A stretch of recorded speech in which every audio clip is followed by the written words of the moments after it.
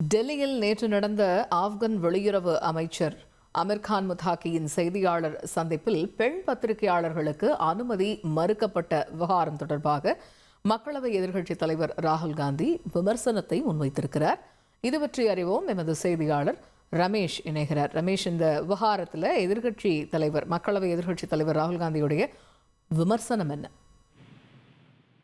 நேற்று ஆப்கன் நாட்டின் வெளியுறவு அமைச்சர் அமீர்கான் முத்தாகி ஆப்கன் தூதரகத்தில் செய்தியாளர்களை சந்தித்தார். இந்த செய்தியாளர் சந்திப்பில் ஆண் பத்திரிகையாளர்கள் மட்டுமே அழைக்கப்பட்டிருந்தது. பெண் பத்திரிகையாளர்களுக்கு அழைப்பு விடுக்கப்படவில்லை.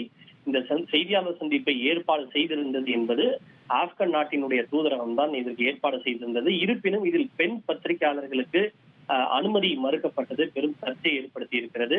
காங்கிரஸ் கட்சி முன்னாள் மத்திய அமைச்சர் ப சிதம்பரம் மற்றும் பிரியங்கா காந்தி உள்ளிட்ட பலரும் தங்களுடைய கண்டனத்தை பதிவு செய்துள்ள நிலையில் மக்களவை எதிர்க்கட்சித் தலைவர் ராகுல் காந்தியும் தன்னுடைய எதிர்ப்பை பதிவு செய்திருக்கிறார். இது தொடர்பாக அவர் விடுத்துள்ள அறிக்கையில், மோடி அவர்களே, பெண் பத்திரிகையாளர்களை பொது மேடையில் இருந்து விலக்கி வைக்க நீங்கள் அனுமதிக்கும் போது இந்தியாவில் உள்ள ஒவ்வொரு பெண்ணுக்கும் நீங்கள் அவர்களுக்காக நிற்க மிகவும் பலவீனமானவர் என்று சொல்வதாகவே பார்க்கப்படுகின்றது. நமது நாட்டில் எல்லா இடங்களிலும் பெண்களுக்கு சமமாக பங்கேற்க உரிமை உண்டு.